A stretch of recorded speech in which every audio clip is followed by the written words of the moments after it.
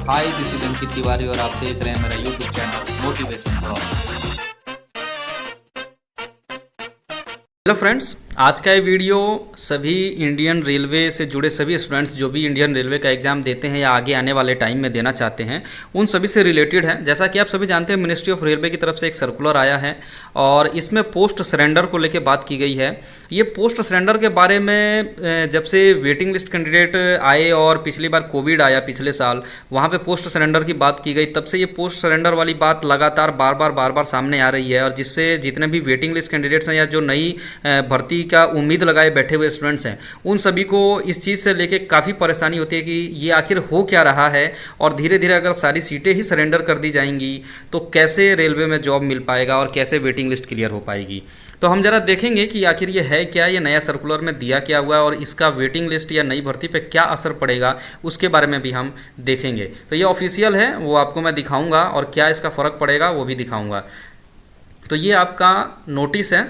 Subject देखेंगे इसमें तो annual targets for surrenders through work study bye zonal railway for the year 2020-21। तो 2020-21 के लिए कितना जो टारगेट बनाया गया है कि कितने कितने पोस्ट को हम सरेंडर कर देंगे इंडियन रेलवे से, उन पोस्ट को ख़त्म कर देंगे, वो सारा का सारा मैं डाटा भी दिखाऊंगा जोन वाइज कि कहाँ पे कितने का टारगेट है, कितना उनको सरेंडर करना है।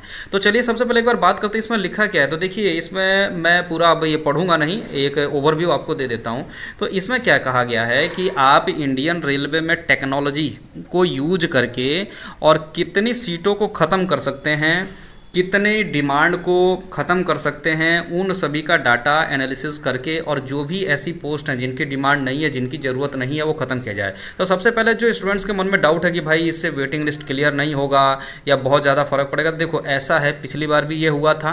कौन कौन सी सीटें उसमें सरेंडर हुई थी वो बाकायदा मैंने बताया था, उसके रिगार्डिंग वीडियो बना हुआ है। आप चाहें तो प्लेलिस्ट में जाके उसको स्क्रॉल करके आप चेक करना, उसमें आपको मिल जाएगा जो भी पोस्ट सरेंडर हुए थे। आप उसमें देखना कि किस तरह के पोस्ट सरेंडर हुए हैं। 2-3 अच्छी कैटेगरी को छोड़ के बाकी सारा मतलब ऐसी ही पोस्ट थी जिनकी ज़्यादा कोई डिमांड नहीं थी इंडियन रेलवे में, वही सारी पोस्टें जो है सरेंडर हुई हैं। दूसरी चीज़ कि टेक्नोलॉजी का यूज होता है तो रेलवे भी चाहता है कि कम पैसा देके और ज़्यादा का ज़्यादा काम कराया जाए और उसके लिए वो टेक्नोलॉजी ला के, और हालांकि ये एम्प्लॉयमेंट के लिए बहुत गलत चीज़ है, मैन पावर इससे घट जाता है। हालांकि आप टेक्नोलॉजी में एडवांस करके आप थोड़ा सा एडवांस हो जाओगे, आप थोड़ा सा मॉडर्न हो जाओगे, लेकिन इसमें जो फिजिकली वर्क करने वाले लोग हैं, जो एम्प्लॉयमेंट है वो कम होगा और उससे काफ़ी परेशानी देखने को मिलती है। जैसे कि गार्ड में भी एक एक्सपेरिमेंट किया गया था कि गार्ड की जगह पे एक मशीन टाइप का लगाया गया था।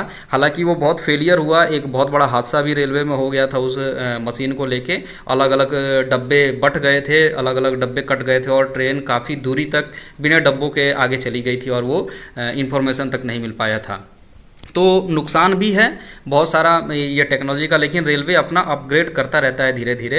तो ये क्या है कि देखिए, इस पर कोई ज़्यादा फर्क नहीं पड़ेगा, टेक्नोलॉजी यूज करके और कुछ चीज़ें आप सीमित कर सकते हैं, लेकिन ऐसा नहीं है कि आपको मैन पावर की ज़रूरत नहीं पड़ेगी। और ये जो है ना पोस्ट सरेंडर का, ये आपके पिछले 10 साल से लगातार चलता आ रहा है। एक work study cell Indian Railway में हर जोन में बना हुआ है। वो क्या करता है कि पूरे टाइम का रिव्यू करता है पूरे साल का, और वो देखता है कि इंडियन रेलवे में इस जोन में हमें कितने मैन पावर की ज़रूरत है, किस डिपार्टमेंट में कितने की ज़रूरत है, कहाँ पे मतलब ऐसे ही एक्स्ट्रा एम्प्लॉयज़ हैं जिनकी ज़रूरत नहीं है, हम उनके बिना भी इंडियन रेलवे को उस जोन को बहुत अच्छे से चला सकते हैं। तो वो सारा एनालिसिस करता है और एनालिसिस करके लास्ट में फाइनली अपना रिपोर्ट मिनिस्ट्री ऑफ रेलवे भेजता है।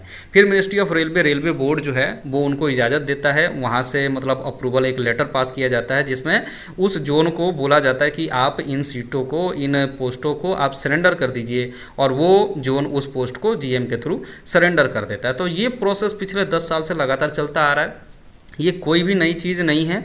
तो इस चीज़ को लेकर अभी पिछले 10 साल में लगभग 50,000 के करीब सीटें इंडियन रेलवे से सरेंडर की जा चुकी हैं। तो ये कोई नई चीज़ नहीं है। हालांकि इसके बावजूद अभी भी इंडियन रेलवे में लगभग 60,000 वैकेंसीज अवेलेबल हैं, जिसमें ये आपका जो नोटिफिकेशन आ चुका है, जो एनटीपीसी ग्रुप डी और एक जो मिनिस्ट्रियल वाला आया था, इनको हटाने के बाद भी लगभग 60,000 सीटें इंडियन रेलवे में अभी भी मौजूद हैं। तो ये धीरे धीरे हालांकि पोस्ट सरेंडर हो रहे हैं, लेकिन उसके बावजूद बहुत सारी सारी वैकेंसीज अभी भी इंडियन रेलवे में मौजूद है और ALP टेक्नीशियन जी ये ऐसी पोस्टें हैं कि इसमें पोस्टों को सरेंडर कर पाना पॉसिबल नहीं है। तो आप ज़्यादा चिंतित ना हो इस चीज़ को लेके। इवन NTPC के भी जो स्टूडेंट्स एग्जाम देने वाले हैं वो भी ज़्यादा इस चीज़ से ना घबराएं कि उनकी कहीं सीटें घट ना जाएं या ऐसा कुछ ना हो जाए, ऐसा कुछ भी नहीं होगा। हो सकता है एक दो पोस्ट पे कुछ असर पड़ जाए, एक दो ऐसी चीज़ें हैं उस पर असर पड़ जाए, लेकिन कोई ज़्यादा प्रभाव नहीं पड़ेगा। बाकी जो भी NTPC की तैयारी कर रहे हैं अपनी तैयारी करते रहें, और जो भी वेटिंग कैंडिडेट्स हैं ALP हो, टेक्नीशियन हो, जेई हो, उन लोगों को भी परेशान होने की ज़्यादा ज़रूरत नहीं है। तो ये चलता रहता है, ये प्रोसेस है रेलवे का, सालाना प्रोसेस है, हर साल ये होता है और हर साल ये स्टडी करके उनको बताया जाता है। इसमें आप देखेंगे, इसमें इवन ये भी बोला गया है कि आप जहाँ पर टेक्नोलॉजी यूज हो रहा है वहाँ पर पोस्ट सरेंडर कीजिए, लेकिन अगर कहीं ज़रूरत है, अगर कहीं पोस्ट आपको क्रिएट करने का ऐसा लगता है तो आप पोस्ट क्रिएट भी कीजिए। तो ऐसा नहीं है कि रेलवे में सिर्फ पोस्ट सरेंडर ही होते हैं, पोस्ट क्रिएशन भी होता है, पोस्ट क्रिएट भी किए जाते हैं, पोस्ट का कैडर भी बढ़ाया जाता है। अगर कहीं इस साल मान लीजिए 50 की ALP की ज़रूरत है तो ऐसा जरूरी नहीं है कि अगले साल भी 50 की ही ज़रूरत हो, अगले साल 100 की भी रिक्वायरमेंट हो सकती है एज पर रेलवे का जो भी डिमांड होता है उसके अकॉर्डिंग। तो ये ऊपर नीचे होता रहता है, ALP का भी कैडर जो है वो आपका ऊपर नीचे होता रहता है। तो आप ज़्यादा इस चीज़ को लेकर परेशान ना हो। अब चलिए एक बार देखते हैं जो सरेंडर करने का ये बोला गया तो कहाँ से कितना कितना सरेंडर। तो ये देखिए, ये टारगेट है इनका, target of zonal railways through work studies for the year 2020-21। तो इसमें आप देखोगे तो सबसे पहले सेंट्रल रेलवे, इनका टारगेट है 1400 ऐसी पोस्टों को जिनकी डिमांड नहीं है, जिनकी ज़रूरत नहीं है, उनको सरेंडर करने की।